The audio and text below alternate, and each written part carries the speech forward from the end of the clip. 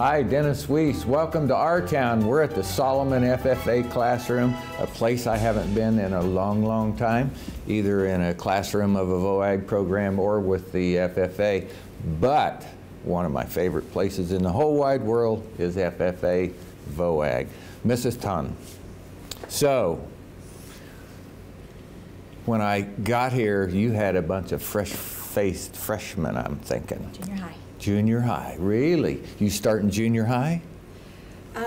Junior high is my lowest class that I have. I have 7th through 12th. This year with junior high, we do it quarterly. So I started the first 9 weeks out with 8th graders, and then I went to 7th graders second 9 weeks. Now I'm on my second rotation of 8th graders. The next 9 weeks, I will have my last group of 7th graders. Very cool. So I think we got to do a little bit, but you know, we had to walk to get there. So the reason we're here, you folks have taken an ambitious project on, a Veterans Memorial in downtown Solomon. I've seen the mock-up, it looks beautiful, but tell us how that project came to be for you.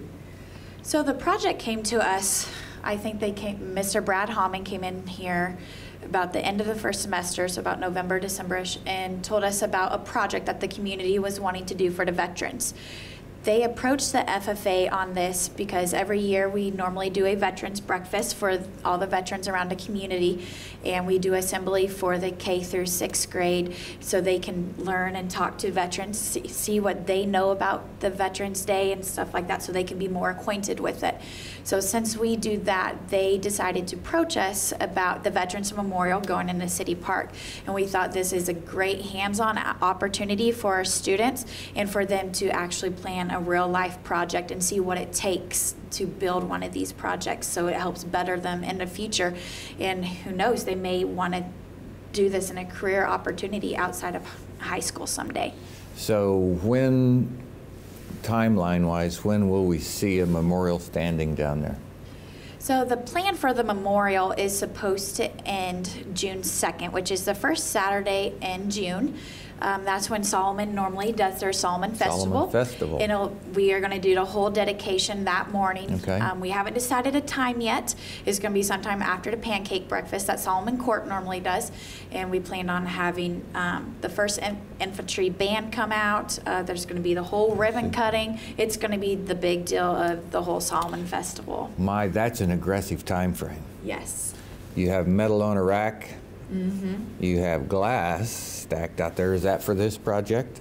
No, that's not for this. Okay. I actually had been filling out grants and got a greenhouse. So we are going to be putting up a greenhouse this spring and summer. Okay. So it's hopefully ready to go for this August. What do you need from the public to help you with this project? Anything? The main thing that we would need is just more help and support on donations. This is quite a big project, and being able to complete it by this time is the money.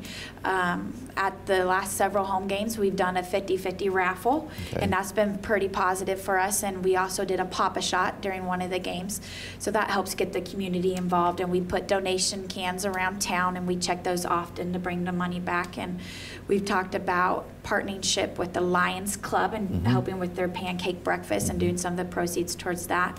At the beginning of January, when we came back to school, we did a chili feed in Seminole for everybody at the first basketball game. That was quite the turnout. We made quite a bit of money off that. And then on March 31st, we are going to be at the RHV Do It Best hardware store in Abilene.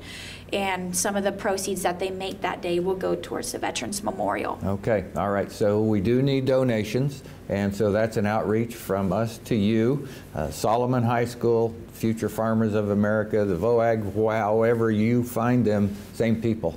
So it's an opportunity for the community to help you build this wall.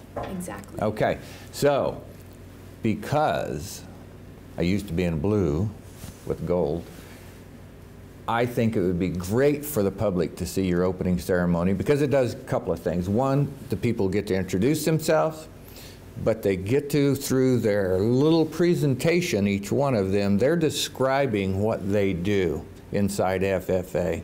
So I Googled the creed this morning before I got ready to come. I see I'm now an agriculturalist instead of a farmer, right? I believe in a future of farming than a faith born not of words but of deeds. That's the way it used to be. So change happens here too. Exactly. But what doesn't change about FFA is the unparalleled opportunity to create leaders. It probably got me through a very good private school in upstate New York after Eastman Kodak handed me a check to go, because it was really the only organization within the high school I went to in the small southwestern Colorado town that gave me an opportunity to do what I'm doing right now. Speak, perform, and be held accountable judging of the results. Unparalleled. We didn't have speech class, we didn't have debate class, but we had FFA. And we had the wise old owl. I'm sure you're wise, but you're not an old owl. I'm telling you, so I should really hold that. Who just gave of himself for so many years to make sure we had the opportunity to get outside of our little tiny circle and go see how we measured up in the rest of the world. It was life-changing for me. So would you take us through the opening ceremony?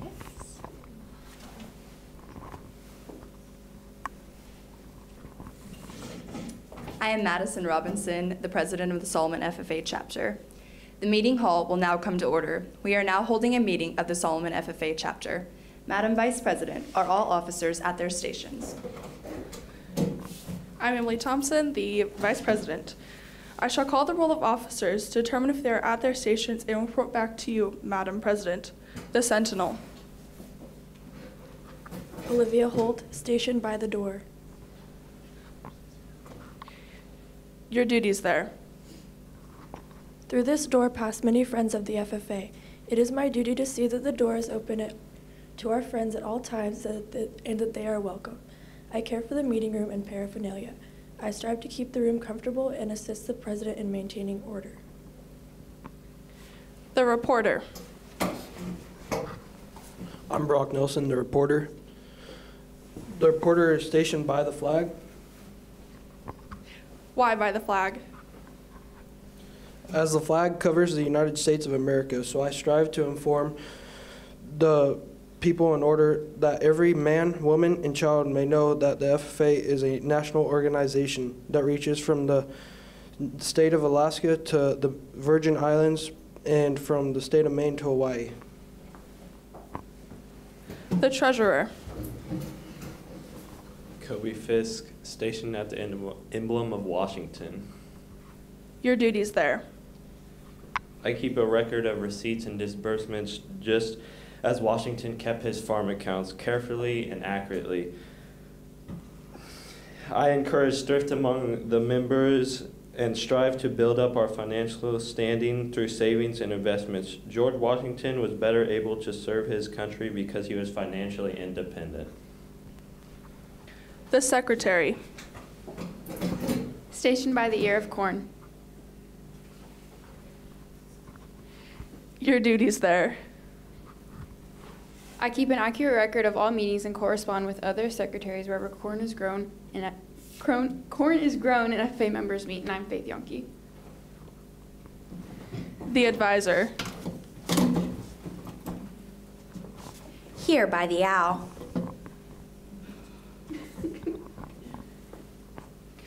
Why stationed by the owl? The owl is a time-honored emblem of knowledge and wisdom. Being older than the rest of you, I am asked to advise you from time to time as the need arises. I hope that my advice will always be based on true knowledge and ripen with wisdom. Madam Vice President, why do you keep a plow at your station?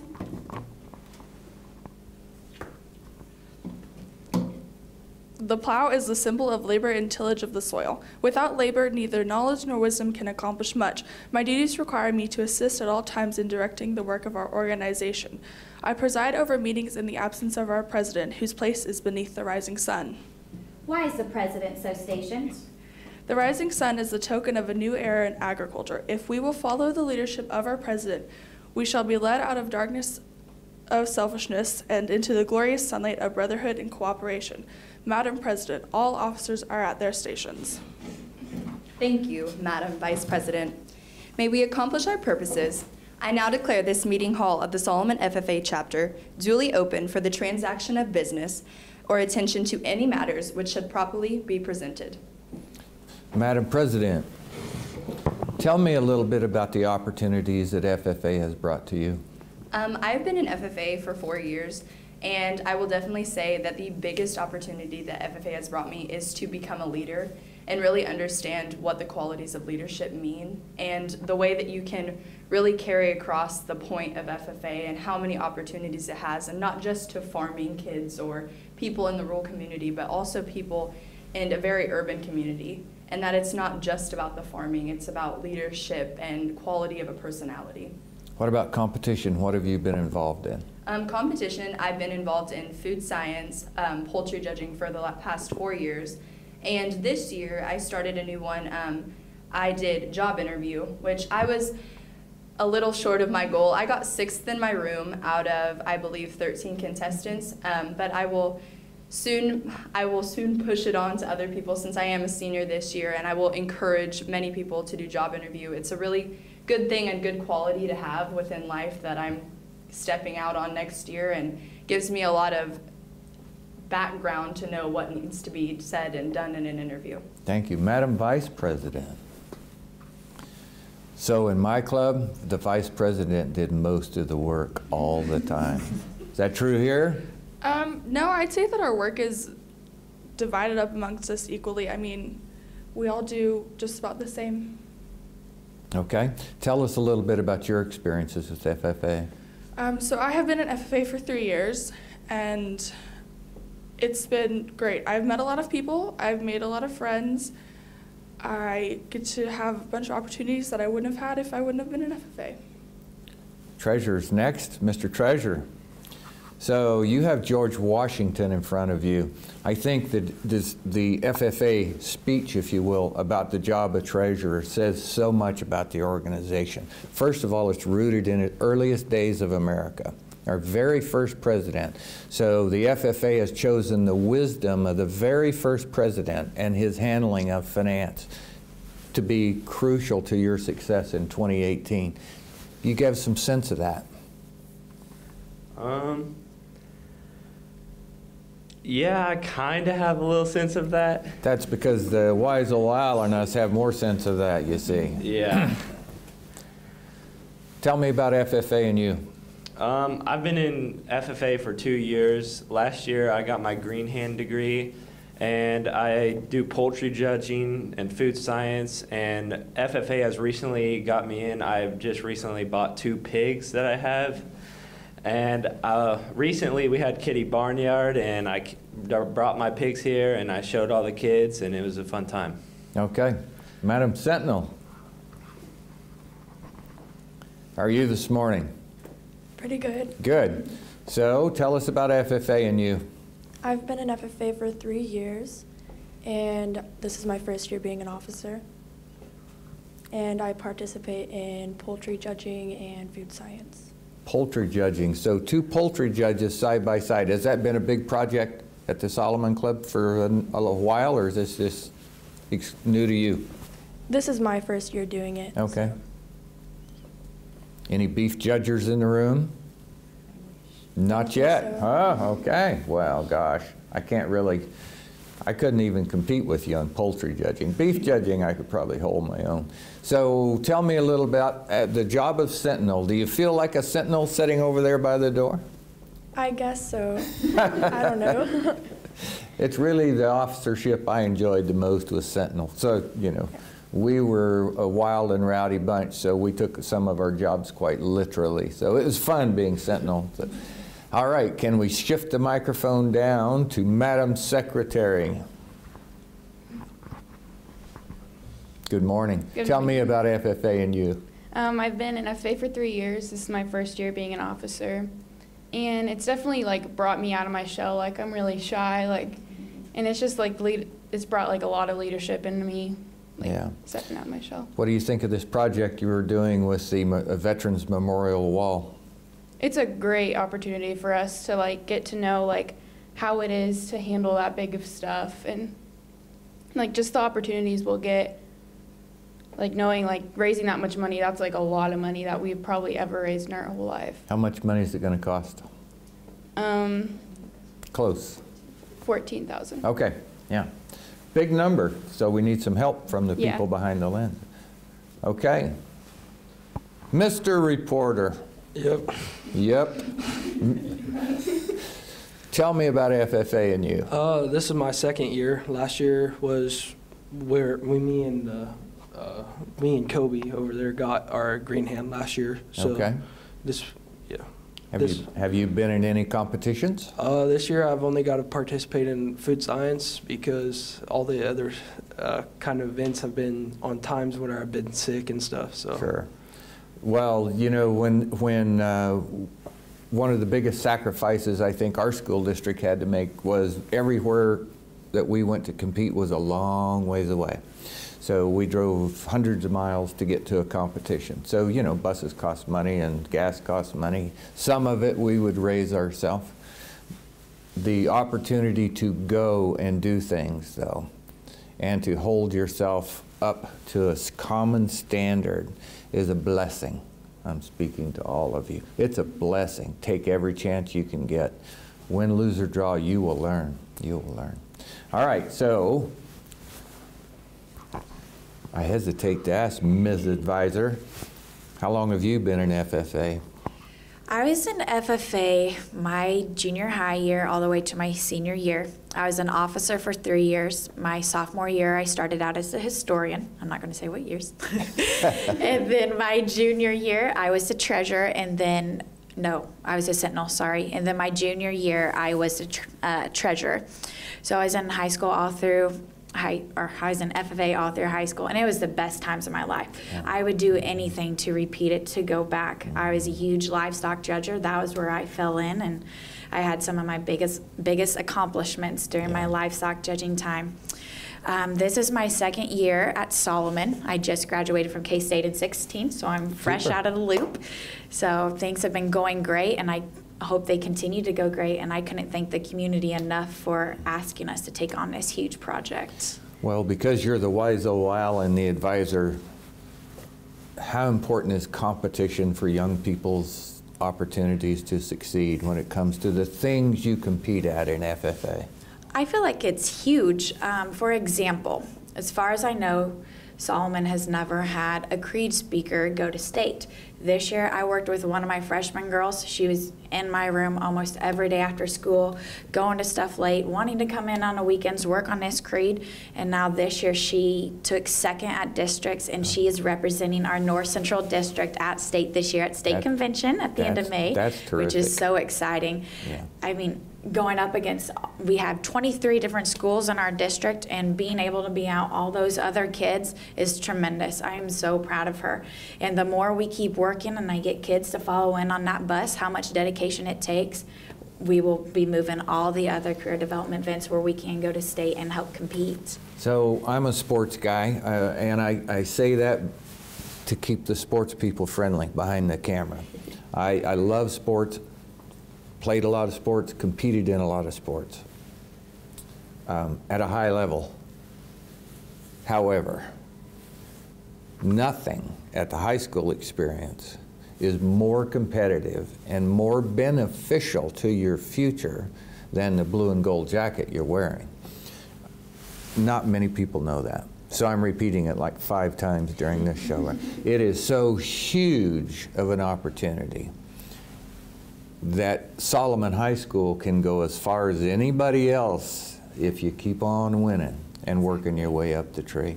And it's just, and it's elemental, it's building skills. So picking on the treasure again, my goodness, the description of what you do goes back to the first president of the United States of America and what set him apart as a person. That's important.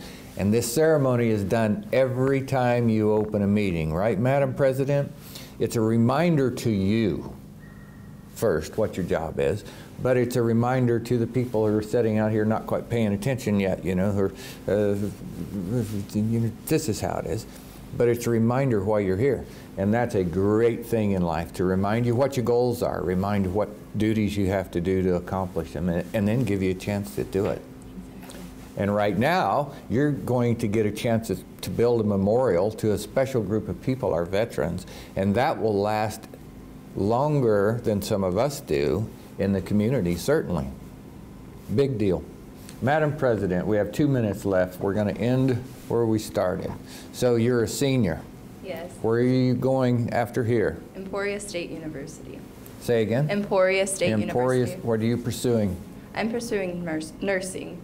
Nursing. Yes, and minoring in psychology. Lots of responsibility in that. Oh, yeah. So as your responsibility of the president of the Solomon FFA Club going to serve you well? Oh, most definitely. I will definitely be more confident in everything I do, and delegating tasks and being able to be a leader in a classroom, I definitely think I will be able to help myself and others around me. Thank you so much. Thanks to all of you for sitting with us this morning. Thanks a lot for taking the challenge of building this memorial. It's so important to the people. Think of the veteran driving by having a bad day, drive through Solomon and see a thank you standing there for the next 50 years. That's a big thing. Thanks, advisor, Mrs. Tun, for taking this on. Very good. Thanks for letting us come in. I'm Dennis Weiss. I work for Eagle Communications. I would far rather be sitting over there today helping these people do what they do. It was a lot of fun. Fond memories. Thank you again. Thank you. Thank you. We're wishing you a great day.